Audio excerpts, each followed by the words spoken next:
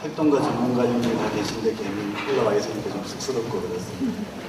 기본법 제정 문제만 그쪽만 전문가라고 좀 생각하시면 될 것 같고요. 협동조합 기본법 혹은 공통법 왜 있어야 되는지에 대해서는 좀 말씀드리겠습니다. 살림의 경제라고 얘기했는데요. 사람이 살아가는 거고, 그리고 그걸 이제 함께 만들어 보자. 이게 전 살림의 경제라고 생각합니다. 근데 이제 사람이 이제 산다는 거는 아주 다양하게 많은 욕구와 열망이 있는 것 같습니다. 국제협동조합 협동조합 정의에도 보면 정치, 사회, 문화의 니즈와 열망을 이제 충족시키기 위한 게 협동조합이다 이렇게 되어 있는데 좀 더 세부적으로 보면 엄청나게 많죠. 예를 들자면 뭐 전기 쓰는 문제, 물 쓰는 문제부터 해서 교육 문제 상당히 많아요. 그래서 인간은 자기가 살기 위해서는 상당히 다면적인 이런 서비스 혹은 재화를 공급을 받아야 되는데 하나의 협동조합이 그걸 다 해줄 수가 없는 거죠. 그래서 이제 여러 협동조합이 필요하다라고 하는데 이제 다 동의를 하실 것 같습니다. 그래서 외국에 있는 협동조합을 보면 우리가 생각도 못한 협동조합들이 많은데요. 예를 들어서 오케스트라를 협동조합으로 만든 경우도 있고, FC 바르셀로나 요즘 다 유명해지니까 축구 클럽도 협동조합으로 만들고, 미국이 이제 신자유주의 국가라고 얘기하는데 미국도 가보면 농촌 지역 전역의 한 30-40% 정도 되는 공급망은 전기협동조합에서 담당을 해주고 있습니다.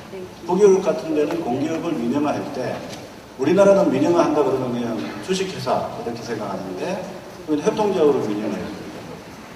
주택협동조합 다양하게 있는 게 이제 지금 전세계 협동조합인데요. 우리나라는 딱 이제 협동조합이 몇 개 없어요. 농업, 수리협, 신협, 새마을금고, 중소기업 협동조합, 소비자 협동조합, 그리고 이제 들어보지도 못한 여견처 협동조합, 뭐 이렇게 그거밖에 없습니다. 그러니까 이제 나머지 다른 거 협동조합은 만들고 싶어도 못 만들었습니다, 지금까지. 그래서 이제 그걸 좀 풀어야 되겠다라는 게 있고요. 근데 이렇게 우리나라에서 이렇게 협동조합을 개별법으로 만든 이유는 나름대로 좀 있는 것 같습니다. 현재 우리나라 협동조합 법체제가 정비된 거는 1961년 군사정부가 이제 쿠데타를 한 다음에 정리가 됐거든요. 한 가지 예를 들자면 농업협동조합을 만드는데 한 20년 가까이 논란이 있었습니다. 어떻게 만들면 좋을까 논란이 있었는데 그럴 때 보면 이제 쿠데타라는 게 아주 단순 무식하게 그냥 6개월 만에 만들고 만드는데 어떻게 만드는가 하면 협동조합의 가치는 전부 다 무시되고 중앙회장은 대통령이 임명하고 조합장은 중앙회장이 임명하는 방식으로 만들어버립니다. 그런데 이제 그런데 그때 이제 1차 협동조합을 만든 이유는 뭔가 하면 그때만 해도 GNP의 절반이 1차 산업에서 나왔습니다. 그러니까 농업하고 축산, 수산업만 잘 잡으면 먹고 사는 데는 좀 지장이 없어진다라고 해서 그것만 먼저 만들었던 건데 지금 2008년 기준으로 볼 때 농수산업의 그 GDP 기여율이 한 3% 정도 밑으로 떨어지고 있습니다. 그러니까 3% 밑으로 떨어진 산업은 협동조합이 다 있는 반면에 98%를 담당하는 나머지 부분에는 협동조합을 만들고 싶어도 못 만드는 거죠. 그러니까 2차 산업, 3차 산업을 다양하게 할 수 있는데도 소비자하고 금융 빼고는 이제 그 협동조합을 못 만드는 거죠. 그러다 보니까 우리가 경제를 한다 그러면 사람들이 이제 협동조합을 생각 안 하고 전부 다 이제 돈벌이 경제를 생각할 수밖에 없는 게 뭔가 사업을 하거나 어떤 일을 하려고 하면 그게 모두 다 상법상의 회사를 만들 수밖에 없다 보니까 특히 우리나라 같은 경우에는 이런 그 살림의 경제라고 말하는 것은 상당히 철학적인 얘기고 실제 경제의 실물은 이런 상이윤을 추구하는 것으로 이제 자꾸 이제 사고를 할 수밖에 없게끔 제도가 되어 있습니다. 이런 것들을 좀 극복을 해서 2차 산업과 3차 산업에서 자유롭게 협동조합을 만들 수 있게 하자. 이게 이제 중요한 목표가 되겠고요. 그 다음 또 한 가지가 이제 2000년도에 이제 밀레니엄 시기로 넘어오면 그때는 이제 그 유엔도 그렇고 ILO 국제노동기구 그리고 이제 국제협동조합 연맹이 희한하게 같이 이제 약속을 했는지 몰라도 한꺼번에 협동조합, 각국의 협동조합 제도 개선에 대한 권고를 합니다. 권고의 핵심은 뭔가 하면 하나의 협동조합법 체계 안에다가 모든 협동조합을 다 넣어. 이겁니다. 그러니까 정확하게 뭐냐면 협동조합 일반법 혹은 협동조합 공통법을 가장 우수한 협동조합 법 체계라고 이제 권고를 하는데 우리나라가 보면 이제 그 글로벌 스탠다드라고 얘기하면서 재벌한테 좋은 거는 다 갖고 옵니다. 금방금방 갖고 와요. 그죠? 노동유연화 이런 거 다 가지고 오는데 재벌한테 좀 안 좋은 거는 아무리 권고를 해도 안 가지고 옵니다.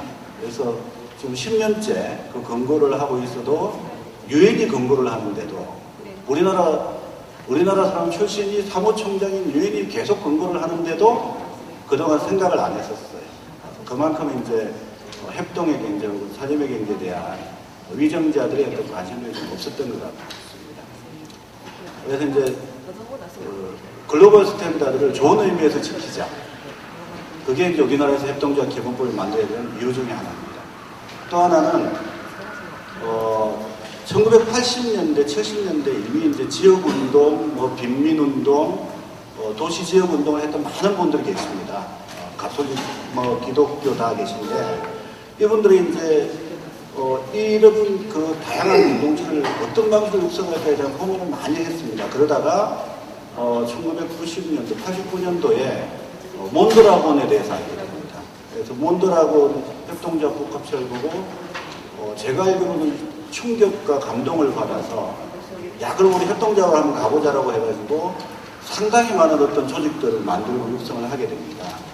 그래서 지금 그 싹들이 발전된 게 자유공동체가 한 3,000개 정도 있고 돌봄노동 하시는 분들 계시고 그래서 제가 보기에는 아마 그 협동조합적인 가치를 가지고 만든 조직이 한 4,5천 조직은 될 것 같은데요.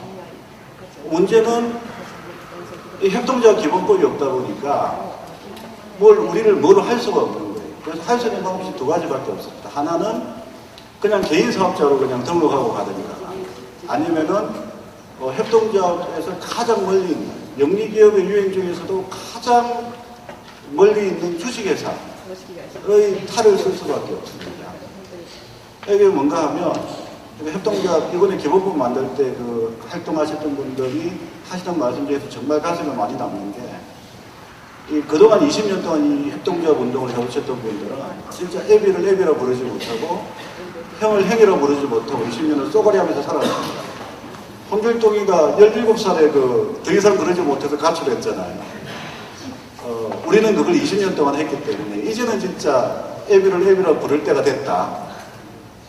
그래야 정말로 협동조합 운동이 더 발전할 거다라고 생각을 했습니다. 그래서 이런 것들이 이제 모여서 이제 협동조합 기본법을 만들자는 인간의 어떤 동력이 되었다고 생각을 하고요.